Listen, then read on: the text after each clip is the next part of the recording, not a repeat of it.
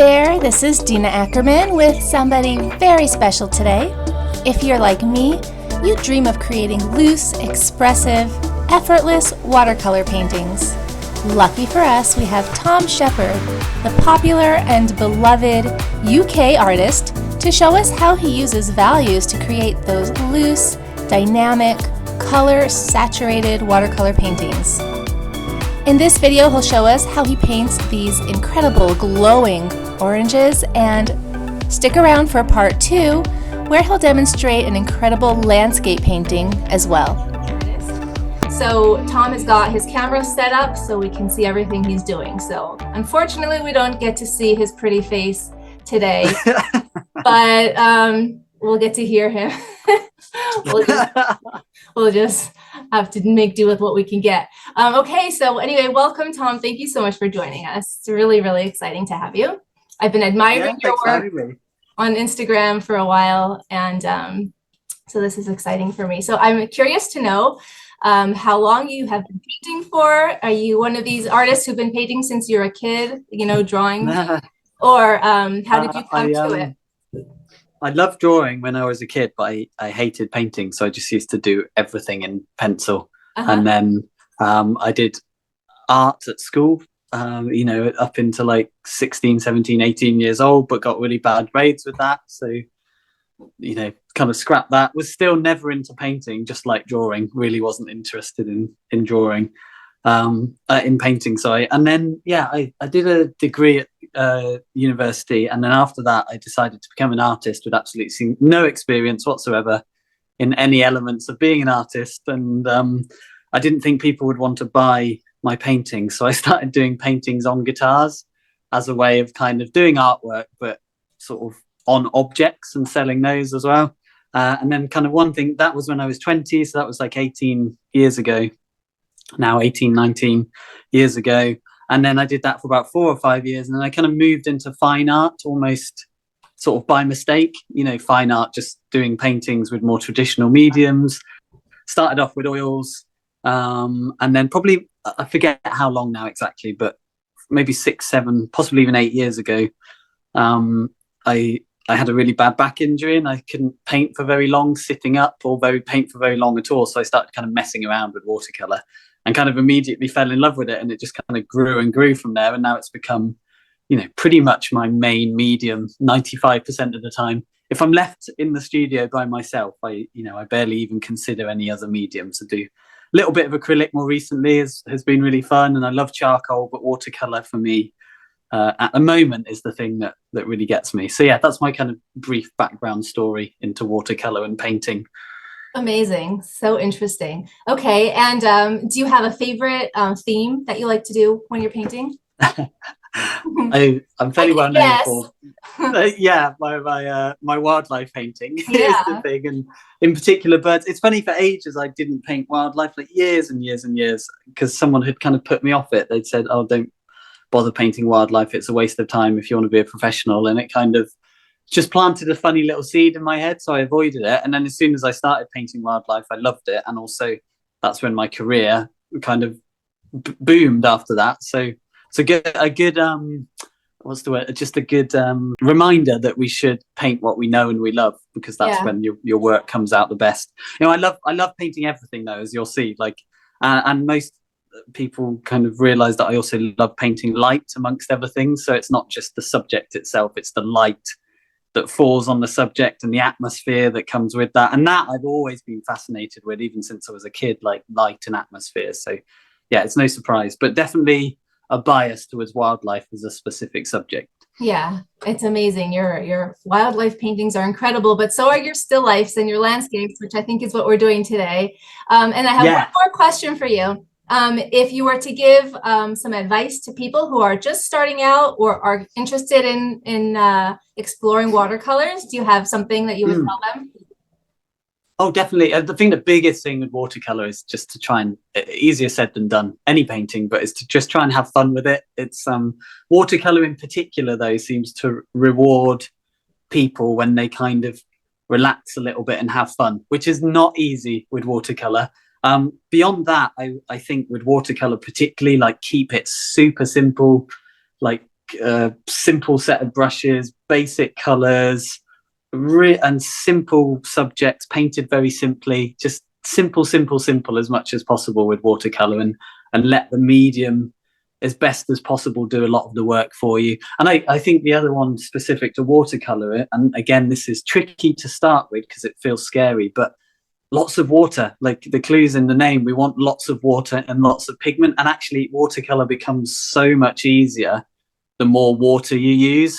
It becomes much more forgiving. You can make changes much more easily. It sort of does what you want it to do when there's a bit more water involved. So I think that's it for me. It's like paint consistency is the big one for watercolorists at the start, is just get used to paint consistency. How does it feel in the brush?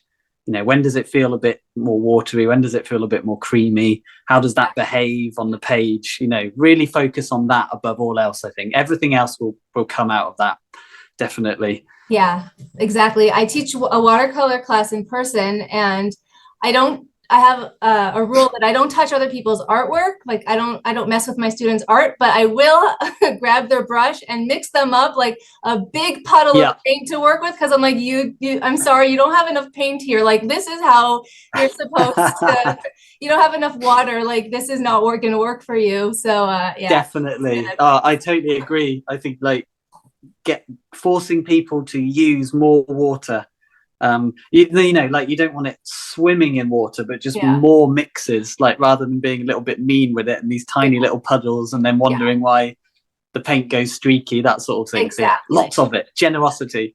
Definitely. Exactly. Okay, great. So is there anything else that you'd like to share with us before we start, or are we ready to? I don't think so. I think the rest of it I'll just kind of I'll do my best to talk through things as I paint. Really, I do kind of just natter away when I'm painting, so I'll probably cover most things. Right. I don't know how you usually do it, but if people want to ask questions whilst I'm painting, totally open for that. Okay. The only thing is I can't see the chat, so Dena, I don't know if you want to just keep an eye if people are typing in. Very happy for people to unmute as well, whatever works. Absolutely. But yeah, please dive in. All right, let's go. Thank you so much, Tom. You're on. Awesome. Cool. Brilliant. Thank you.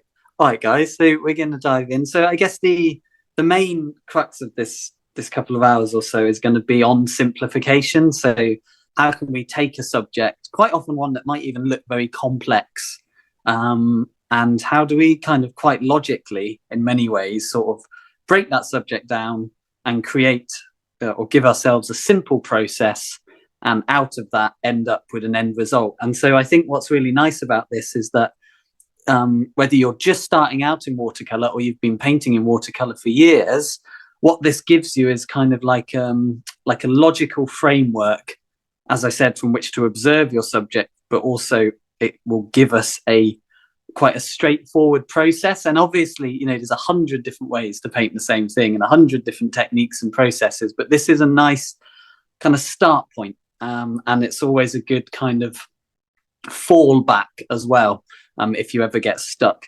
And a lot of it revolves around good old shape and tone. So tone, often called value, is just how light or dark something is. And the way that I observe my subject, I'll talk about very quickly, and then I'll also show you how that way of observing the subject also gives a straightforward process. So and I've chosen a subject here that has very strong light and shadow on it. I've got these lights, so you may get the odd flash of light on here. But I've chosen a subject that's got strong light and shadow because it makes seeing this a little bit easier, this kind of theory. But you can apply it to something that's much, much more muted in terms of light. But the way that I'm looking things is I'm looking for shapes of light and shadow. And the way that I tend to split my subject up and also my process up is I think about what I call the light family, but you might call it the light values, the light tones, the lights, whatever language works for you. But essentially, I think of it as like a little boundary of tone that doesn't go too dark, but allows for some variety. And we have like the lights of the page, the highlights, and then this kind of little boundary of tone that's sort of drifting at its darkest towards the shadow, but doesn't go into the shadow tones. And this will make more sense as I paint, but that's my kind of light family. And because of watercolor, the light family is going to be more watery. So we're going to work from the light family, more watery, maybe into like full fat milk kind of paint consistency. And then you can obviously continue working wet into wet as you drift into the shadows. But the process I'm going to show you is we kind of stop there, let it dry. And then we're going to paint next what I call the gentle shadow. So it's not like that really deep, dark shadow. It's the gentle shadow. All of these lovely shapes here. You can see them very clearly. We've got this lovely kind of gentle shadow, notably darker than the light family, but not like a really deep dark. That's going to be a slightly creamier paint consistency. It's hard to give an exact thing because each color is slightly different, but it's going to be slight sort of full fat milk to single cream or half and half cream paint consistency. And that's going to give us a darker tone. And then the way I like to do this is while that gentle shadow is still wet or damp, I start to go to the deep shadow. And that deeper shadow is going to be that little bit heavier, thicker paint consistency. Again, we're into like whipping cream, double cream paint consistency, even moving towards kind of Marmite paint consistency or Vegemite, or I don't know what different people have around the world, but or butter, thick buttery consistency. And so not only are we then breaking our subject up into very simple light shapes, very simple shadow shapes, we're then starting to break our process up into light family, shadow family, so kind of 2 stages. And we're starting to think, oh, lights are going to be a little bit more watery.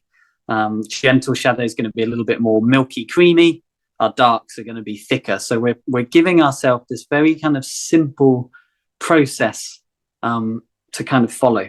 And this is great because when we start thinking in terms of light and shadow rather than leaf, orange, tabletop, face, eye, all of these things, when we start to paint shapes and look for shapes rather than things, I find that everything becomes a lot easier. So it's a little bit of a mindset shift if you're not thinking like this already. But if you can start thinking in terms of shape, thinking in terms of light and shadow, you will find that whole subjects become much simpler to analyze as a painter. And as I've said, they then give you a very simple process. So I could talk about this for hours, but actually with most things, the best way to go about this is to just dive straight into practical examples. So I'm going to start with a still life and the oranges, because I really think it's the perfect subject to illustrate this kind of simple process and simple theory. And I'll just kind of talk you through what I'm doing as I do it. I'll talk about how I'm simplifying my subject, the paint consistency that I'm using, all in the hope that it will make some sort of sense for you guys. I'll talk very quickly about my materials because I know people always love to know what people are using. So as I said at the start, I try to keep things pretty simple, really. I like using a paper called Bao Hong Master's Choice. It's 100% cotton. This is the slightly rougher texture. It stays wet a nice amount of time. It's also a very forgiving paper. It's very easy to lift out of it. The colors don't change massively from wet to dark, and you can work it quite heavily without it going too heavy and overworked. So it's just a very, very forgiving paper. One of my definite favorites. I use a lot. And paint wise, I'm using Daniel Smith watercolors, and I'm keeping my colors very simple. So I've got French ultramarine because it's a lovely, soft, gentle mixing blue. It's a beautiful color in its own right, but it's also a great mixing blue because it doesn't dominate colors too heavily when you're mixing them. I also want a little bit of a cooler blue. So French ultramarine is going to give us very muted greens. If I want a slightly brighter green, a cooler blue will give us that, like Prussian or even phthalo blue, because the bias is more towards green. And then my sort of, in many ways, slightly more unusual color combo, but one that gives me a really broad width of colors, but with minimum tubes. I then use a cool red, but a very bright one. I'm using quinacridone rose, but depending on your brand, you might use quinacridone pink. You might use quinacridone red. You might even use alizarin crimson, magenta, rose madder, anything like that. Just a very nice, bright, vibrant, cool red. So the cool reds, particularly the quinacridones, they're kind of bright enough that if we want an orange, they're still going to give it to us, even though it's a slightly cooler red rather than a warm orangey red. particularly when you combine it with a nice, bright, slightly warm yellow. And I'm using Indian yellow. So you could use a much warmer yellow like New Gamboge. Your cadmium yellows are a little bit more opaque, and I like to work with slightly more transparent colors because I don't have to think so hard, basically, to avoid getting slightly muddy mixes. Indian yellow is an interesting one. It's slightly warmer towards orange, but it's also a bit of a unique color by itself.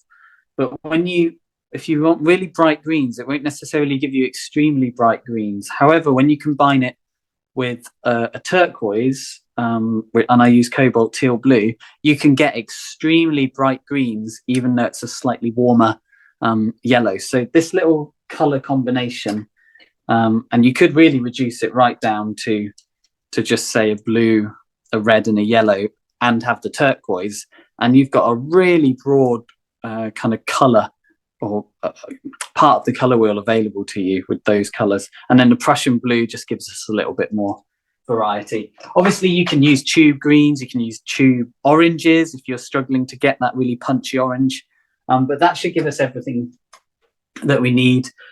Brush wise, I tend to keep it very, very simple. I've started using pan art brushes, and I have basically 3 versions of exactly the same brush, size 18, a size 12, and a size 8. What I love about these is they hold tons of water, so you get really nice flow, lots of pigment, but they also come to an incredibly fine point. So when you do need a little bit more detail, a little bit more control, these guys are fantastic. They're synthetic squirrel hair, so they're not quite as soft as squirrel, which I actually think is a bonus. They're actually a bit more versatile as a result. And because they're synthetic, these last for absolutely ages. Like, I batter my brushes week in, week out, and all of these are now over a year old, and they haven't lost their shape at all. They've got these amazing fine points to them still. So they are a fantastic brush, pan art brushes. And then when I need a little bit more detail, and maybe I don't want quite so much flow, because obviously sometimes the brush company is called Pan Arts. They're a relatively new company, but they've been making brushes for 30 years and parts of brushes for 30 years for lots of other companies. So their experience is amazing. And yeah, they're just fantastic. And then this is a pan art brush, but this is more like a bog standard round brush. You get any old brush will do the trick. But it's just because it's got much less of a belly. It doesn't hold so much water, and sometimes that can be annoying because you want more flow. But when you need a little bit more control and you want less water, this becomes much easier, and great for those little details and things like that. That's it really, guys. I think I'm just going to dive in. That's pretty much what I use. I sometimes use square brushes. I occasionally use riggers and fine liners, but really my brush set is very, very simple. So we're just going to dive in. Lots of water. So we're starting with lots of water, and I'm imagining the subject, but without the shadows on it. That's how I'm kind of picturing the subject here. I'm just going to dive in with the Indian yellow, super watery, like loads and loads of water. As Dena said, plenty of it. Not mean with the mixes, rolling the brush around so it's absolutely full of pigment and water. And we're just going to kind of pop it down. The only real place that I need to reserve some whites are the bright highlights. So there's a bright highlight just there around the center. There's a lovely bright highlight on this one here. So I'm almost just painting around the highlight. And yellow is a great one to start with, and particularly Indian yellow, because it's almost like you're mapping the painting out, but it's not a very staining color. So you can kind of just map the painting out. As long as you keep it watery, you can't go too wrong. And lots of people always laugh when I say that in watercolor. But honestly, if you're using lots and lots of water, and we're just kicking off with this yellow, you keep it really wet as possible. You might even use a spray bottle if your page is drying very quickly. Anything to just keep it watery. You really can't go too wrong. The biggest mistakes people make are not using enough water, so it goes very streaky very quickly, and also if you're not using enough water, it dries very quickly, so you've got no time, you've got no freedom to play. Whereas if you use lots of water, you can just kind of, it gives you so much more time and so much more freedom. A lot of people ask whether I wet the page first. Because I work with quite a big brush and a lot of water, this is almost like I'm wetting the page first anyway, but doing color at the same time. If your paper dries very quickly, you're in a very hot area, then wetting the page first might help. So that's kind of, this is the top end of our light family. So where's my bit of paper? I've lost my bit of paper that I had it on. But this is like the top end of our light family. It's the whites of the page and very, very watery pigment. Now, the other mistake I was saying that people make is they go too dark too quickly.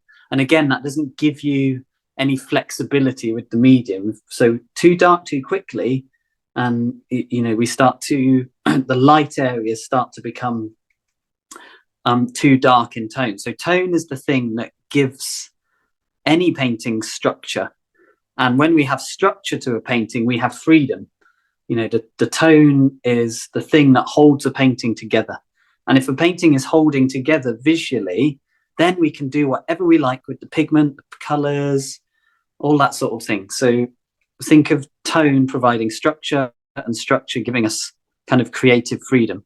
So what I'm doing here is I've come up to sort of like a milky paint consistency, kind of full fat milk, and it's giving us a slightly darker, slightly stronger color, but there's still loads of it. Like I've got loads of it on the palette, loads of it on the brush. And what I'm doing is I'm dropping it into the existing wet wash. Now, the secret to working very wet into wet like this is that as long as the mixture on your palette in your brush is ever so slightly thicker in paint consistency and has slightly less water in it than the page, then you're not going to run into problems. It's when you have a slightly dry page, maybe it's a little bit darker in tone, and then you have tons of water in your brush. As soon as you touch that slightly dry page with a very wet brush, the water from the brush just shoots out into the dry page, and you get those really kind of ugly watermarks and cauliflowers and that sort of thing. So you can work wet into wet really nicely for a long time, as long as we kind of stick to that kind of rule. I mean, there aren't really any rules with painting, but there are definitely limitations, and I think that's a better way to think about things. You can paint your shadows in first if you want, and there is a time for that, but on the whole, the medium is a little bit easier when we work from kind of light to dark. So there I was just taking a brush and just kind of softening the edges. So that's a clean brush with a little bit of water in it, and I was just kind of softening some of the edges. I'm trying to get that slight glow around the highlight. So I'm almost just going to leave it there because the rest comes with the shadows, but I'm just going to go that little bit thicker in tone, as long as I don't go too dark. Because the page has dried off a little bit, I can just start to play around with a slightly darker color. So at this stage, it almost looks like I'm drifting into a shadow color, but by the time it dries, it will have really lovely lightness to it. And we're kind of drifting to the other end of the spectrum now of the kind of the light family. So if we imagine the whites of the page are at one end of the light family, I've sort of got this lovely variegation of different colors still within the light family, the lighter tones. What I'm doing now is kind of getting quite close to the shadow tones, but not quite drifting into them. We're gonna save those for the final stage, or the second stage, sorry. So the paint's a little bit heavier. It doesn't really matter where it goes here, which is quite nice. That's giving us lots of freedom. The only thing I do want to do is pop in a little bit of a brighter green in a couple of places. But see that slightly thicker paint consistency. So it's kind of staying where it's put a little bit more. It's partly because the page is slightly drier than it was when I started, and partly because I'm using slightly thicker paint consistency. So it's kind of staying where it's put is how I like to describe it. So I'm going to start in this very final part of the first stage. I'm going to start introducing a little bit of color. So similar paint consistency to this darker orange. So there's a good amount of water on the page. And what I'm doing is kind of like mapping in the color of the tabletop a little bit, but I don't mind if all the colors run together.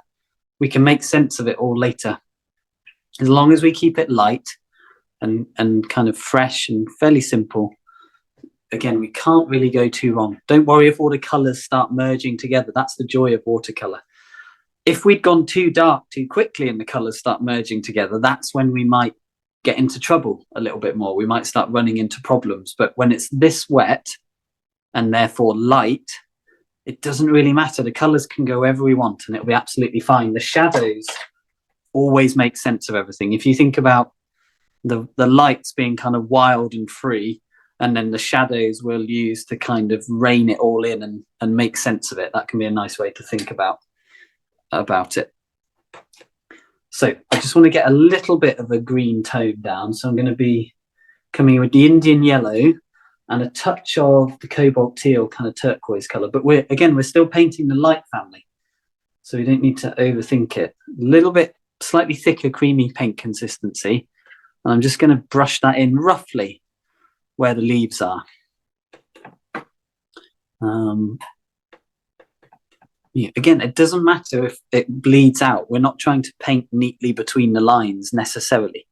You know, there's always a place for that, but at the moment, I'm just kind of painting the lights. We've taken all of the shadows off our subject, which makes it a lot simpler, sort of, you know, mentally. And we're just painting the light family, so that's nice and simple. We're using very simple paint consistency, just not going too thick with anything, and getting progressively thicker with the paint as it all kind of dries and dies down.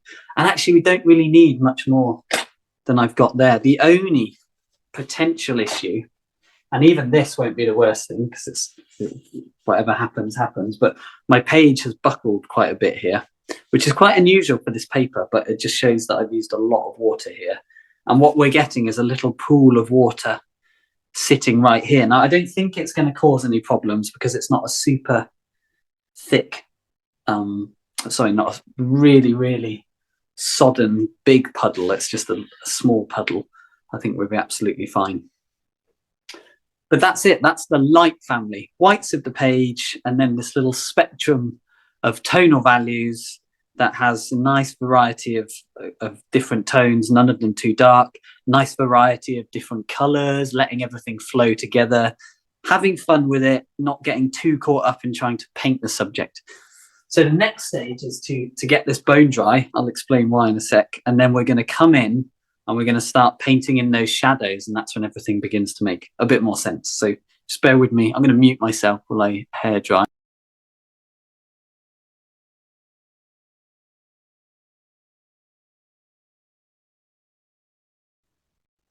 I'll just jump in here for a minute while we're hair drying the painting. And just to remind anybody who might have showed up recently, as we're going through the demo, if you have any questions, you're welcome to put it in the chat or just call it out. Tom said you're welcome to ask him questions as we go along. It makes the learning process more interesting for all of us. There's no stupid questions. So anything that comes to your mind that you're curious about, let us know. Oh, Malka says she's painting along here and she's going to get her blow dryer. I need a blow dryer too for these moments.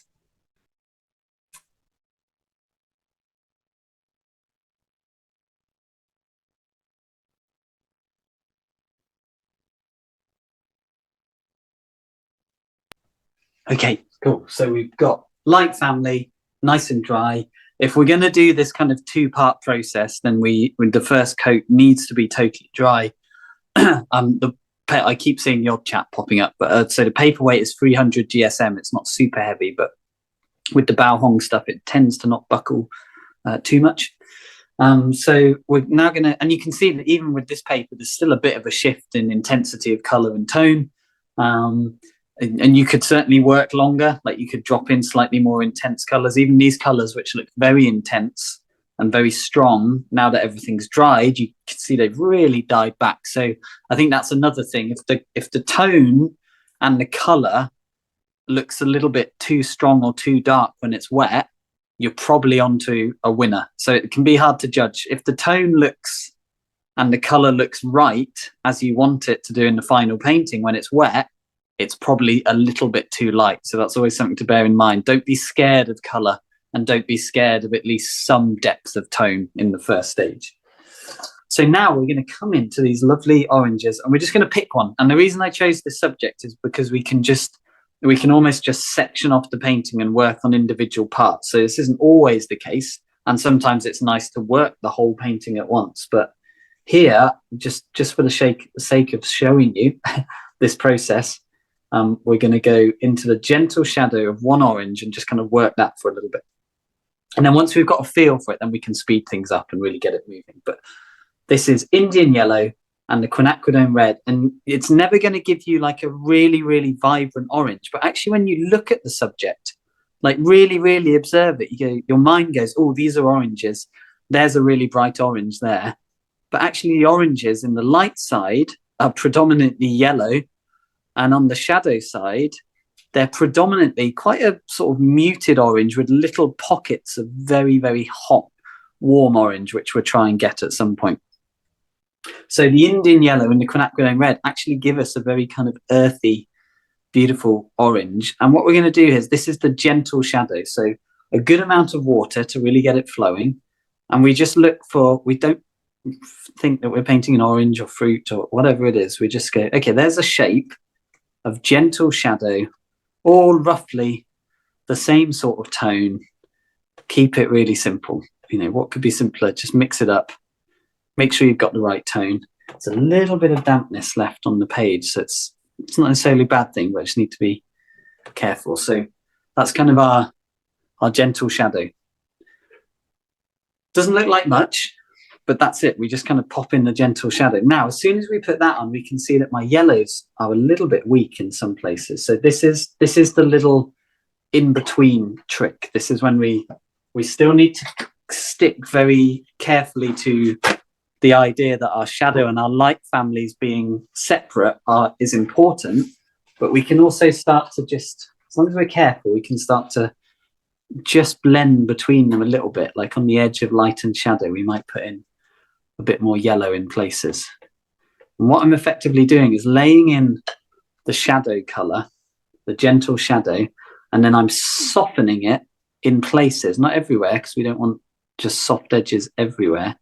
I'm kind of softening it into the light side of the fruit. So I'm having to go back into the light side of the fruit because I was a little bit timid with the tone, and just give it a little bit more, just a touch more color. But we're still very much adhering to the pattern of light and shadow and a very simple process of light and shadow.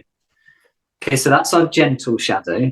And now what I tend to do is I tend to sort of play around in the gentle shadow a little bit. I say, oh, it gets a little bit darker there. So I'm going to bring up the paint consistency, kind of moving towards the deeper shadow in any given area. Now, this stage is really tricky. It's what our brains do is they immediately go into judgment mode. The first wash, everyone can kind of get their heads around that being a little bit strange looking. As soon as we get into this stage, my own brain included, brain starts going, it needs to start looking more like the subject. Oh, it's rubbish. It's not going to work. Everything's, nothing's working. It looks awful. All of these kind of negative thought patterns start creeping in. And this is where this process for me really comes into its own, because the more you use it, the more you learn to just kind of trust it. So, okay, even if I feel like it looks rubbish and I'm not very happy with how it's looking, just stick with the process. Keep it really simple. Paint light and shadow and just work through the process. So what I'm doing here is just kind of playing around with keeping the light and shadow shapes nice and separate. I want them to be very separate. Yeah, good old brain playing tricks on us and getting too judgmental too quickly. We always do that. Yeah. And don't we? Lena wants to know, do you blow dry it on a warm or cool setting? I think this hair dryer only has one setting, so I don't know what that setting is. Yeah. Okay. But it's a good question though, because you do have to be careful of it's got warmth to it. Yeah, it's definitely warm. The main thing is you just have to be a little bit careful that you're not, if there's still a lot of moisture on the page, you're not blasting the water and the. I was just going to ask you that, whether I was curious to know whether it ever moves the paint around when you're blow drying. Yeah, it does, and you can use that to your advantage. But I tend to let it dry naturally to a point, and then just to speed things up or get the hair dry on. But you can really play around with the the hairdryer actually, and use it to blast pigment around. But it's sort of, the trick is to make it a conscious decision that you're doing it rather than an accidental kind of moving the paint around. Got it. So you notice this bit here is giving me a little bit of trouble. I keep having to come back to it and pull it out because the shadow wants to drift into the light side, and it's really important that we, in this case, keep the light and shadow side quite separate. But you can see that's a really simple, almost quite strange looking abstract shape that we've just created there. But that's our gentle shadow shape, and we're going to pop it in there. And then I come in, same again, I just hit the edge of that shadow shape in a couple of places just to kind of soften it. So it's almost, I don't like using the word formula because we have to apply it differently in every painting, in every situation within a painting, but it's definitely like a recurring process that I use to tackle areas, which is we lay in the gentle shadow, and then I just spend a little bit of time kind of tinkering with the edge of light and shadow. So I might soften it down in a couple of places. And then once I'm happy with the overall feel and look of the shape, then I start to push the paint consistency a little bit darker. So we start to drift then into the deeper shadow. So when I talk about the deeper shadow, it doesn't necessarily mean as dark as we can possibly go. It just means the deeper shadow in the particular area that we're painting. So for example, the deeper shadow of the orange is not actually that dark, but it is notably darker than, say, the gentle shadow over here. Whereas the deep shadow of the greens is almost like a black dark. So don't think just because you're painting what we might call the deep shadow that it has to be as dark as we can possibly make it. It's just deeper shadow within the context of this particular object or area that we're painting, if that makes sense.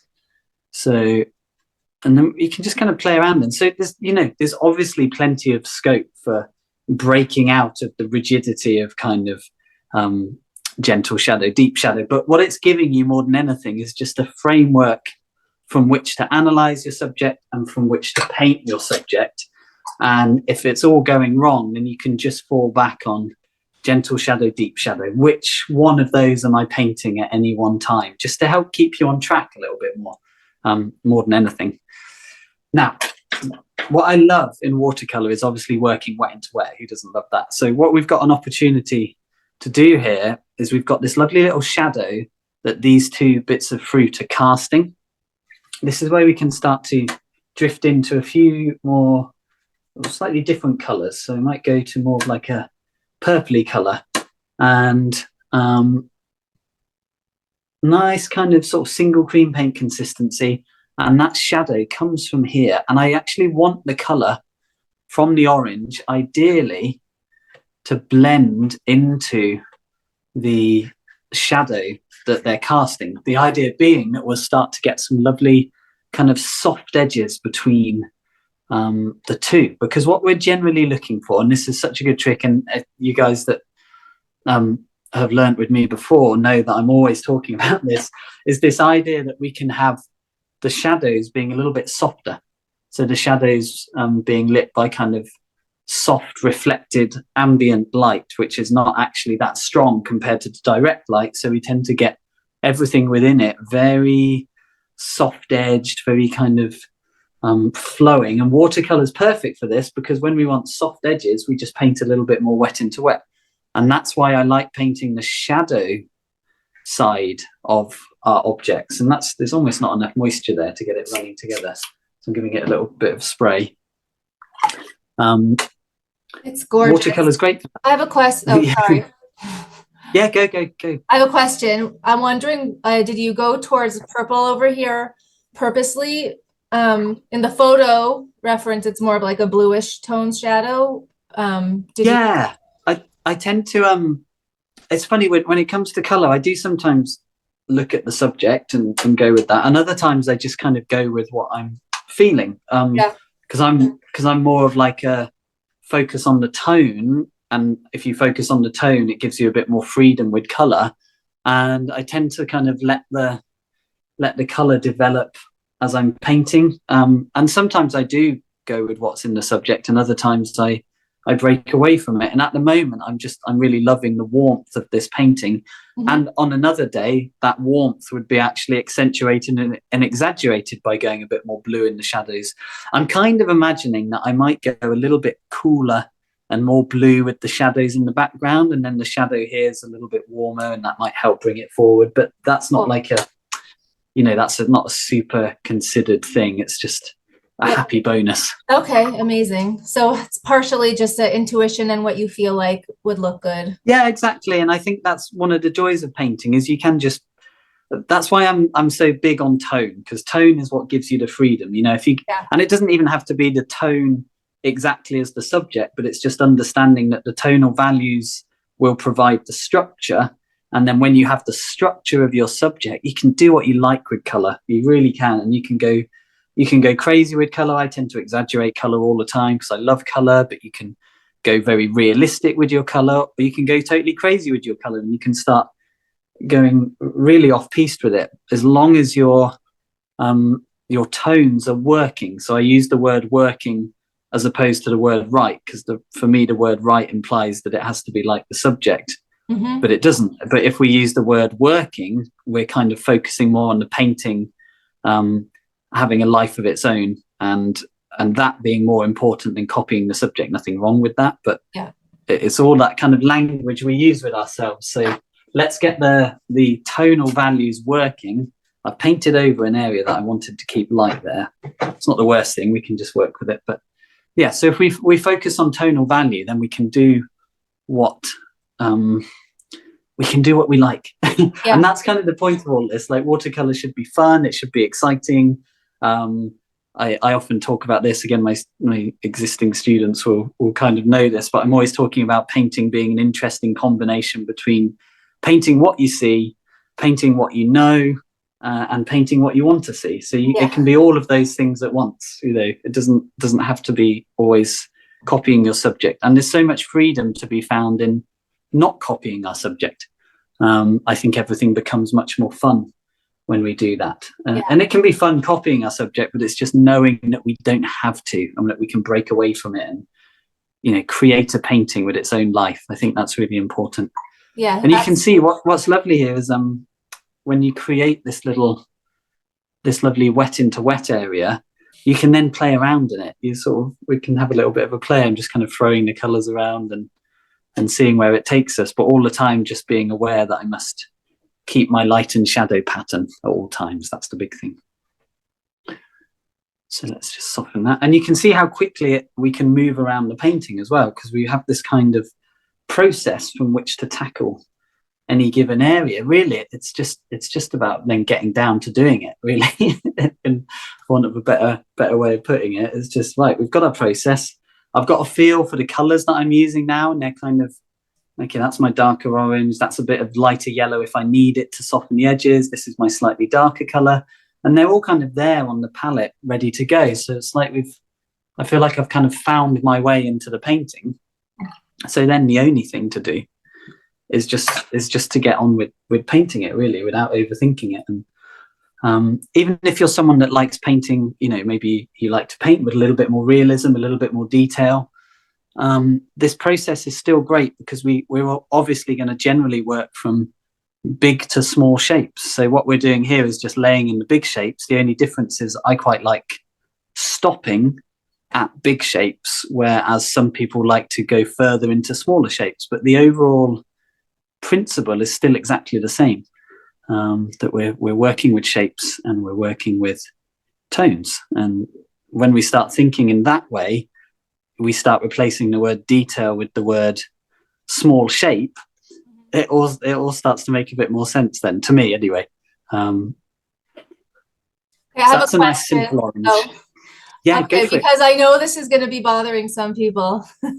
When you accidentally splatter paint on your paper, like I see a couple little splatters, you don't care. You like that added, like you just leave them. You don't go and blot them out, or it depends where they are. Yeah. If I'm painting a face and that blob is in a really awful place, then I will do. But as many people might know, I do like splashing the paint around a bit, and actually the odd sort of accidental splash, you know, can almost add to the liveliness of the painting. And sometimes I might even just do a bit of splattering. Oh, there you go. And actually, you know, purposely just chuck some paint around, whatever. Just it gives you just pushing gives a all little the bit more buttons of movement.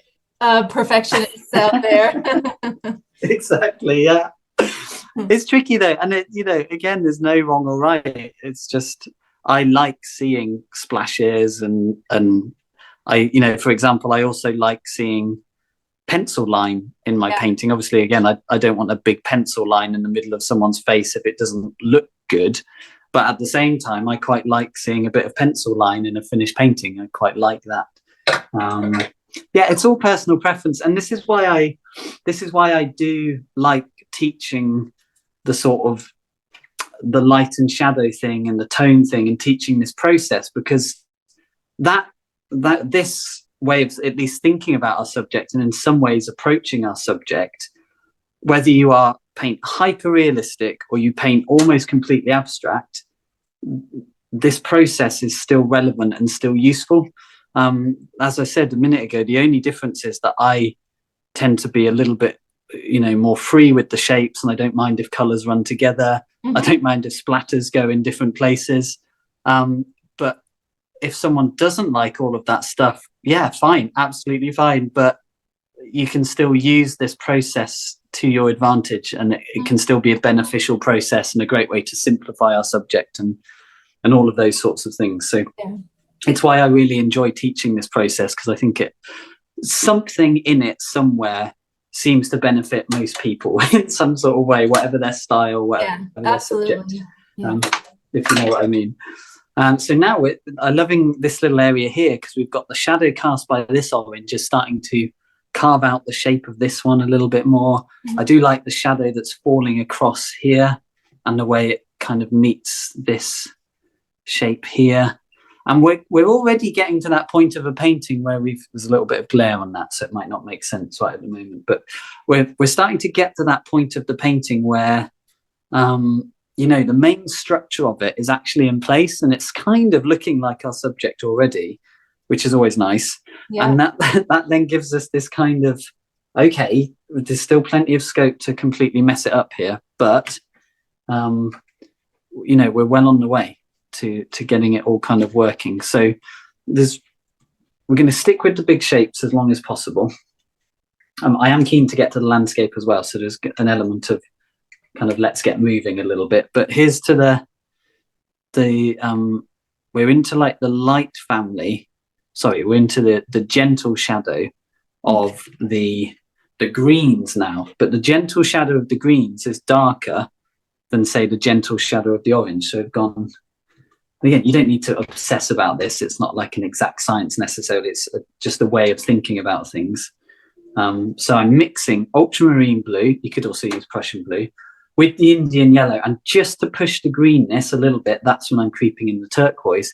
And this is definitely is kind of, what would we call, I'd call this like, we're getting into sort of creamy territory here straight off the bat. Lovely, creamy mixtures that's giving us that slightly darker tone. That's gorgeous. And we can really start to play. Yeah, it's a really beautiful green, and it's born out of that. But that shape is so simple. There's nothing fancy going on. It's just a nice, simple shape.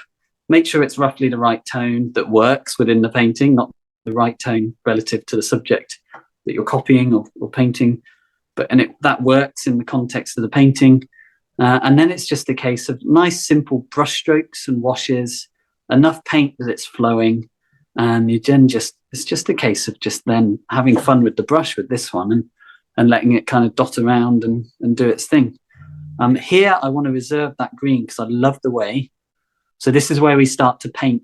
You know, I was talking a minute ago it being a mixture of painting what you see, what you know, and what you want to see. So here I'm painting what I see because I love the way that the light is falling on this leaf here, and that won't make a huge amount of sense until we get the shadow behind it. And that's the other thing with watercolor, is that it's not until the shadow goes in that everything really starts to make sense. So we kind of always have to bear that in mind, and why it's so important to not judge things too harshly too early. That's the thing. So that's our gentle shadow of green. So now I'm going to do the deep shadow. So this is where our process just keeps on giving. We've got gentle shadow. I'm now going to bring more blue in, which is going to cool it down, darken it. The paint consistency comes up to almost neat paint. And I'm not going to fill in the entire area again. What I'm going to do is, while it's still damp, I'm going to dot in and little marks like this, and they're going to soften gently into the surrounding area. And this for me is the joy of watercolors. When you start working a bit more wet into wet, you start allowing the medium to do a lot of the work for you. So we're allowing the medium to kind of fill in the blanks. If I just focus on painting shape and I focus on painting tone, the medium takes care of everything else. The medium makes it look good, basically. It's very, very little to do with me as to how it actually looks good in the final painting in terms of the actual paint itself. If it's not quite flowing together as much as I'd like, I chuck a little bit more water on it with my spray bottle. Water, as I was saying earlier, gives us freedom. Because there's lots of water here, I actually have the freedom to say, okay, that's not quite running together as much as I would like. So I'm going to go back in with a fairly gentle touch. I don't want to work the paint too heavily, but I have this time freedom to kind of play around and push things about a little bit. So again, that's the freedom that water gives you. Water all the time giving us this freedom and this time to play and move things around. And that's kind of what I mean when I say, like, water is the key. Water actually gives us flexibility. It makes the medium much more forgiving than it's often made out to be. And that's kind of what I mean. So we're quite swiftly approaching everything here. And you can see even with big shapes, we've got something that's working. So all we've got to do is just follow the process through now and reserve a few little lights on this little stem here, which won't necessarily make sense again until we put in a background. Using the brush a little bit drier here, I'm trying to make the shapes quite interesting, quite fluid and natural. Then we come straight into our darker tone and just kind of skip around, working wet into wet, nice and simple. Let the medium do all of the work in this case. And we've kind of got that working really nicely. And then big shadow back here. And this will feel a little bit scary because I'm going to lose some of the edges, but we're definitely going to go to big puddle of water. Yes. We're just going to get that kind of blue on there. And this is where we can sort of trap the light a little bit on some of these bits here. And, we will lose some of what we've painted, but that's kind of in pursuit of the overall painting rather than focusing too heavily on the individual parts. And that's always, I feel, is always important in painting. There are some lovely elements on their own in this painting so far, but there's no point kind of reserving them at the cost of the entire painting. So I must kind of do that sort of thing. So what you're saying we can always come back in. Sorry, Dee. Yeah, go on. Sorry. So what you're saying is the benefit of this darker background is that you're pulling out the highlights on the leaves here. Yeah, exactly. Yeah, and there will be some elements of what we've just painted that are lost, and you think, well, why bother painting them in the first place if you're just about to obliterate them? But it just gives you something to go on. We can leave so I'm purposely leaving little bits of light here and there in order to trap the light on it. But even with the background, I'm still kind of operating this gentle shadow, deep shadow process. So that's kind of the gentle shadow of the background. Okay. But I do want some darker tone in there as well. So I'm going to mix a thicker paint consistency. And while it's all wet, lovely and wet, we're going to come back in. And again, this is why having lots of water on the page is beneficial, because it's given me now this time freedom to come back in and work wet into wet in the background. And if your page is drying very quickly, and that's when a little spray bottle can help. But because I started with a lot of water in the first place, I've got time. And then, so what I'm going to show you then, whilst that all kind of dries off, and you can go on and on using thicker and thicker paint there, play around with it.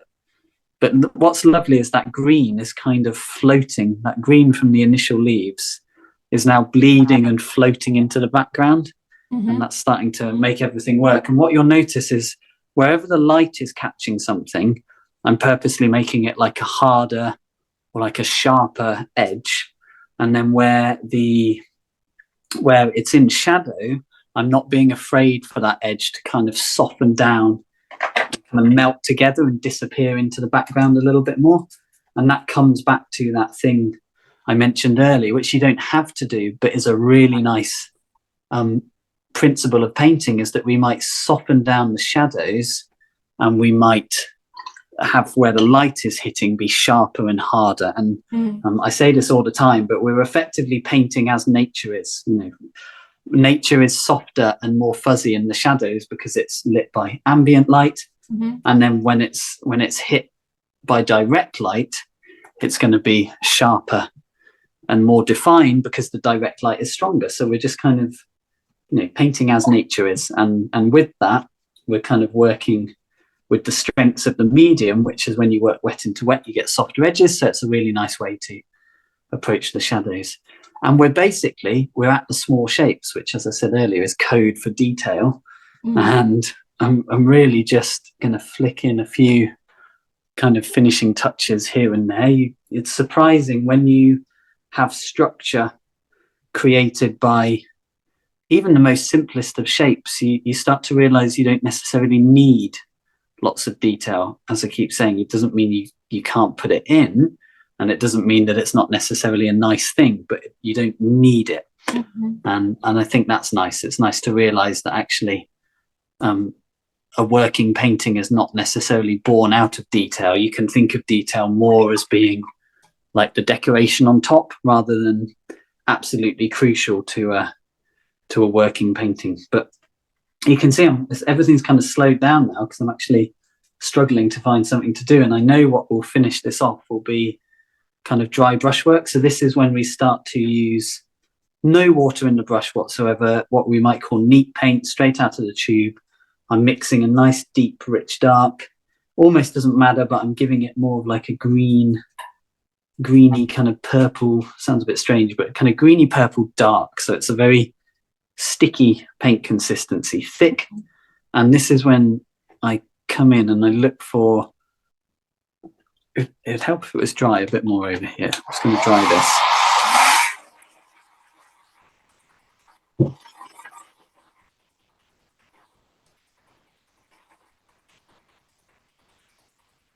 And it's easy to go a little bit overboard with the dry brush, but it's such a useful tool. There's almost a bit too much water in there. And what I don't want is nice, neat lines. I'm looking for kind of marks and brush strokes and things like that, little flicks of the brush here and there, just to redefine the odd area that might have lost some definition, maybe sharpen things up just where it's needed.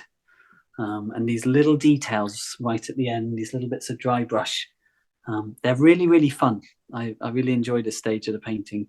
I always liken it to maybe in other mediums that are more opaque mediums, and it's when you're sticking the, you know, like the lights and the highlights on at the end of a painting, and it all starts to pop and come to life, and it's a really exciting stage of the painting. It's just kind of the reverse in watercolor. It's actually popping on these little dark accents, these little flicks, these little dark recesses here and there.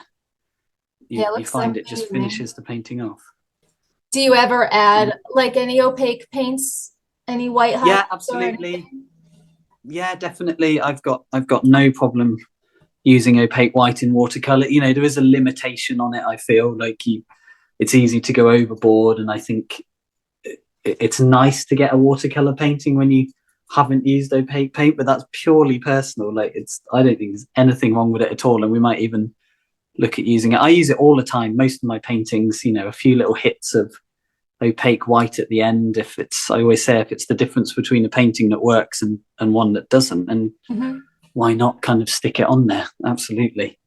A couple questions. Yeah, go for it. From the chat.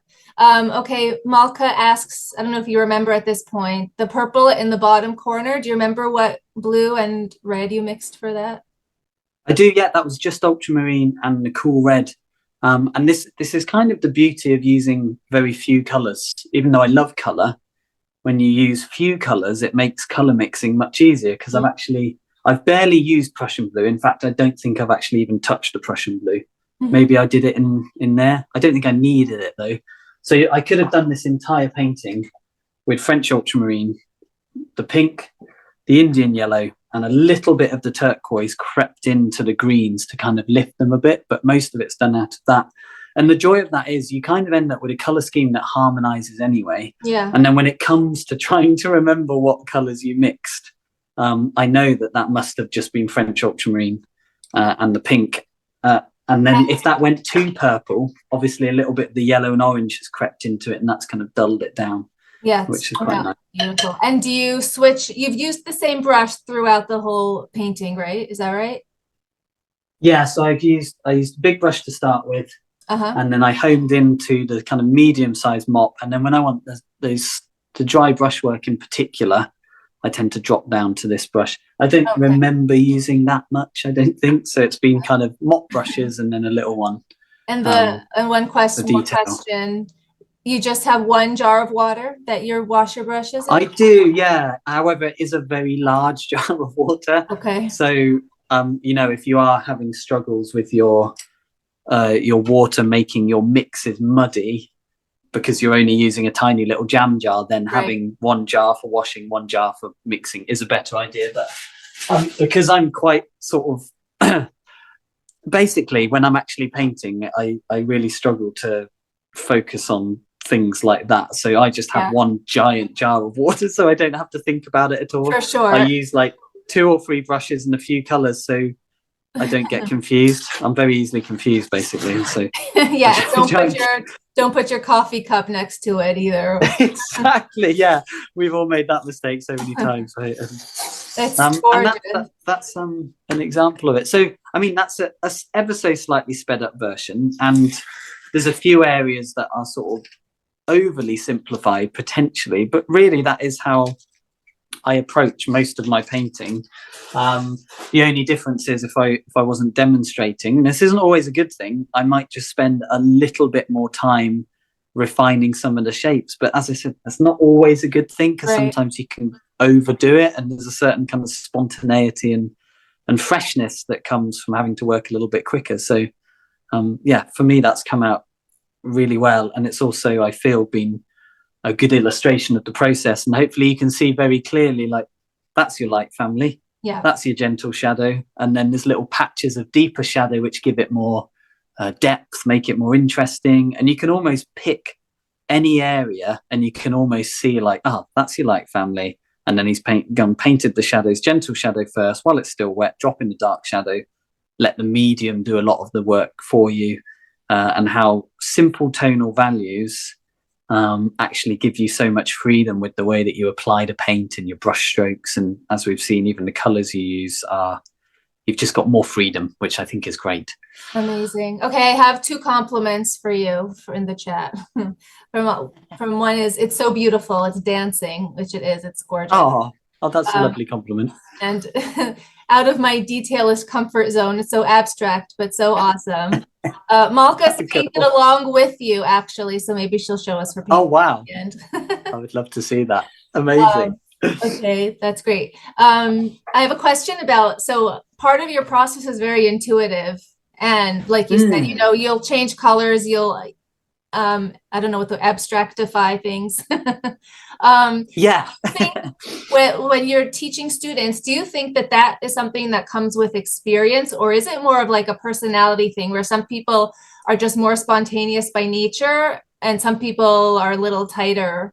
Like, is it something? Yeah, absolutely. I think it's definitely a personality thing. What I have noticed is that the more experience and the more confident people get, the more spontaneity naturally seems to creep into your work. Definitely. And even if you are someone that likes a lot of detail, there's still plenty of room for spontaneity and play kind of within that.